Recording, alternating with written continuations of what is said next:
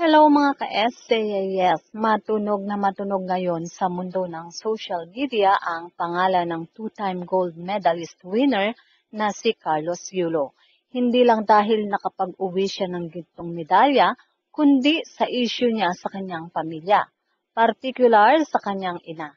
Hati ang sambayan ng Pilipino sa may gusto si Carlos at may ayaw sa kanya dahil sa hindi nga nito pagpunta or pagdalaw man lang sa kanyang pamilya nang umuwi sa bansa.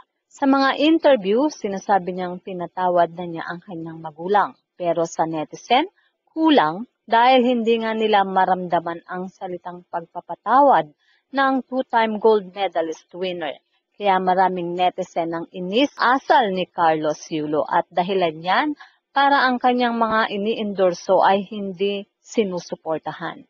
Yung iba nga ay hindi na siya inirenew. Pero meron pa ding kumpanya na binigay pa rin ang tiwala kay Carlos dahil na rin sa kanyang pagkapanalo. At ito nga isa ay ang East West Bank. Kinuha siyang endorser. At para sa kanyang commercial, Right Choice din ang kinuha nilang makeup artist. Isa sa kinikilalang makeup artist sa mundo ng showbiz ang kinuha para ayusan si Carlos Yulo.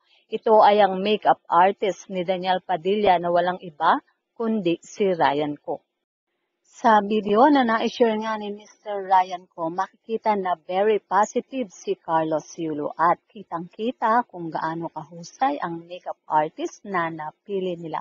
Ala Daniel Padilla na din ang look ng ating two-time gold medalist sa Magic Touch ni Mr. Ryan Ko. So mga ka-SJAS, yan nga po ang ating balitaan.